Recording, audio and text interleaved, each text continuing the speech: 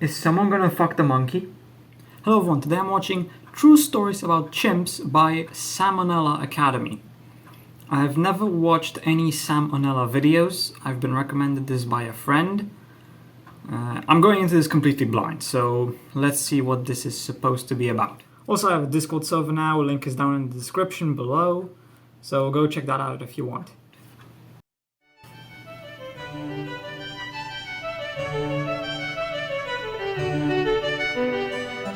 Hey kids, so we all know that, as far as living things go, humans win, not even a contest. But it turns out if you hop to the next genome over and look real carefully, you can actually see a basic version of a lot of the stuff that makes us so great. Here's some stories about what chimpanzees can get down to in the right context. Talking about chimp tales. Now, North Korea's Pyongyang Central Zoo has a colorful history, from its humble beginnings as literally just 50 badgers in a fence, to the parrot they taught to recite poetry praising Kim Il-sung, to being the only place in Pyongyang. North Korea, they taught a parrot how to praise their fucking leader? Really? It's so bad. The propaganda there is so bad. They have to teach animals to praise. Wow, that's ridiculous. Where you can look at a dog legally. It seems the only thing that's remained constant throughout this zoo. Pyongyang, where you can look at a dog poetry praising Kim Il-sung, to being the only place in Pyongyang where you can look at a dog legally. You can't look at a dog legally in North Korea, with the exception of this zoo. There is no way that is true. Okay, what? So apparently it's illegal to keep pets in North Korea because it's too capitalistic. Okay. It seems the only thing that's remained constant throughout this zoo's life is that it's fucking depressing. Fortunately, both workers and animals alike found ways. North Korea is just depressing. It's not just the zoo.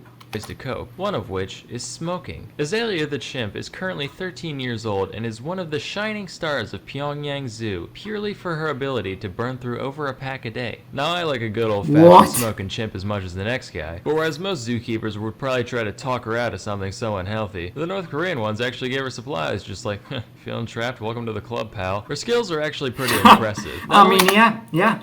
The chimp is trapped in a zoo and the people are trapped in the country. Which is basically like a giant zoo, let's be honest. Then again, let's look at fucking the United States. At least when it comes to their politics, that's also a fucking zoo. There's only monkeys there, not humans. Choose a later, but in a pinch, she also knows that old schoolyard trick of lighting one ciggy with the other. Just a shame that her mind wasn't put towards something a little more healthy or productive. Nah, you know what? That's pretty dope, actually. I'm happy with that. Flashback to 1954. A chimp named Congo was born in the London Zoo. Little did anybody know, this ape was a prodigy. Out of curiosity, one of his zookeepers, named Desmond Morris, decided to give Congo a pencil and a piece of cardboard to see what he'd do. Almost immediately, he started drawing. So what, this chimp can draw? Some rudimentary lines and shapes. Morris was like, whoa, and decided to let him try painting on for size. And what he saw was incredible. Congo created these beautiful renderings with a blend of realism and self-expression. No, absolutely not. He did not draw this. There's no way. This looks better than anything they put in museums nowadays. This is actual art. There's no way a monkey drew this.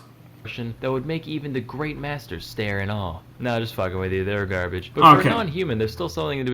Now this looks like what they put in museums these days.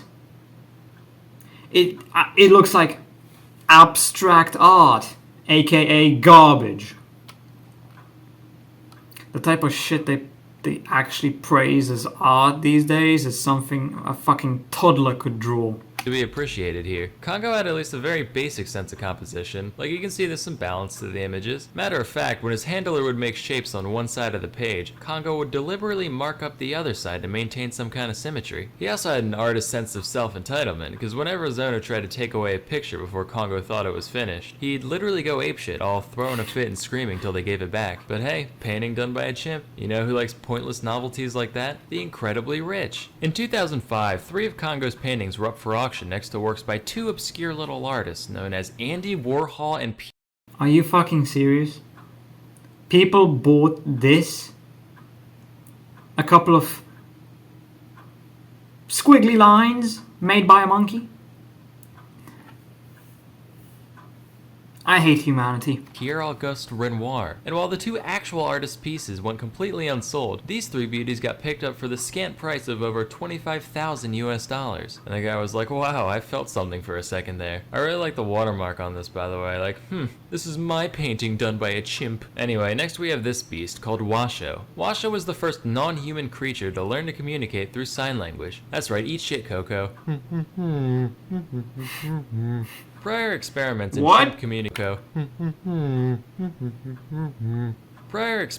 chimp communication had attempted to teach him some basic spoken language, but after realizing that chimps are physically incapable of making most of the noises we do, they decided signing would be the better option. Washoe was raised in an environment similar to what a human child would experience, complete with toys, clothes, chores, and even being allowed to what a human child would experience, complete with toys, clothes, chores.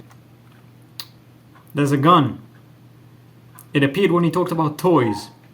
So this must be in America. And even being allowed to sit at the dinner table, in spite of what the Bible clearly says about that. The scientists raising Washoe made sure to only communicate in American Sign Language around her, in the hopes of establishing a true conversational rapport. Initially, they took a traditional Pavlovian approach by rewarding proper use of a new sign with food and tickles. But there were a couple problems with this. What does that mean? The simple action reward setup meant that Washoe didn't have to really understand the words she was signing. The same way a parrot saying I love you in a YouTube video always does it with those cold, unfeeling eyes. Secondly, Washoe would break into a laughing fit whenever they tickled her, to the point where the lesson would be essentially over. So the researchers abandoned this and instead just let her learn through observation of her caretaker signing, with much better results even in the total absence of reward stimuli. And the only downside was that the job title of designated chimp tickler ceased to exist. In total, Washoe learned around 350 individual signs in ASL, and she'd even use these to formulate.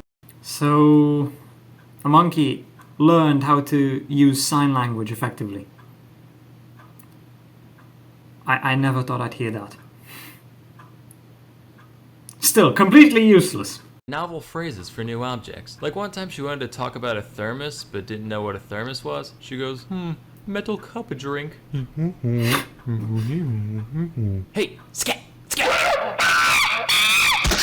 A similar story comes from a chimp named Lucy, who was raised by one Dr. Maurice Temerlin and his wife, Jane. The tale of Lucy's life is why this woman is now officially the third most famous woman named Jane who worked with apes. In the same vein as Washoe, the pair attempted to gain some insight into Lucy's weird. I don't think I would want to be remembered and be famous for working with an ape.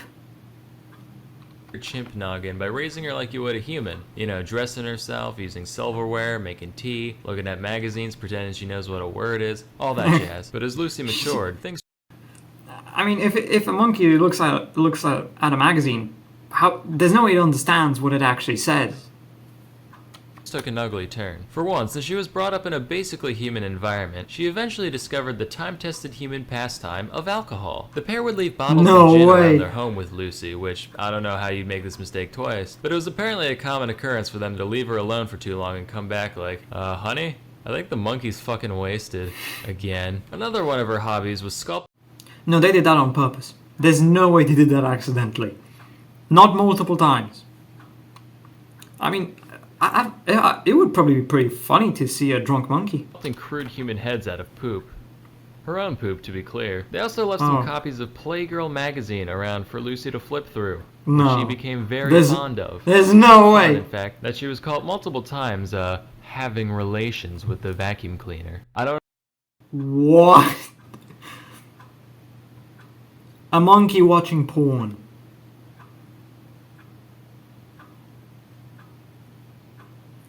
Where do you find these stories?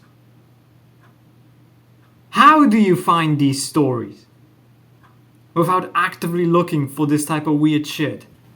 I don't understand the mechanics of it, because no source I found ever went into detail, and believe me, I wanted to know as much as you do. All I know is that, all things considered, some pretty exemplary tool use there. So the pair saw this and they were like, alright, we gotta get this chimp laid, and fast. But the problem was, Lucy was conversing with people, eating with people, flicking the... Oh no. No. You can't.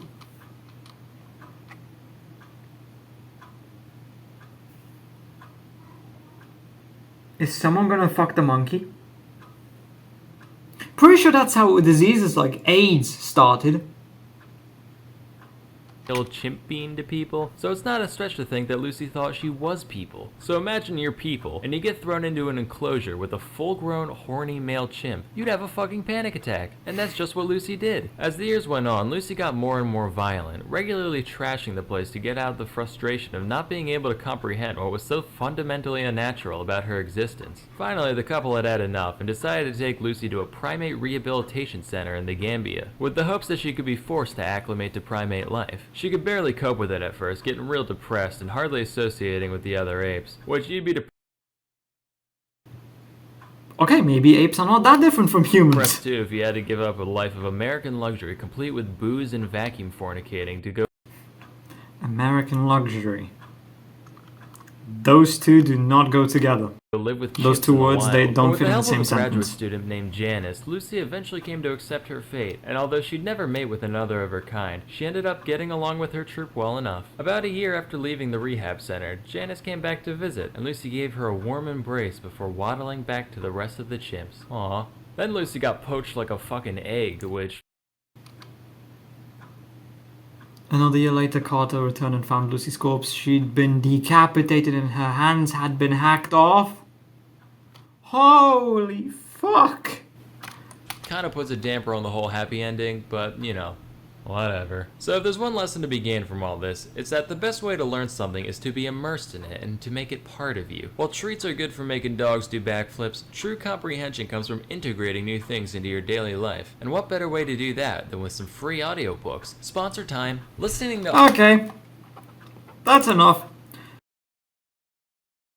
Well, I hope you enjoyed that.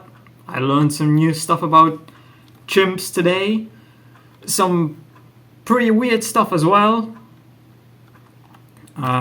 Like and subscribe. I'll see you in the next one, I guess.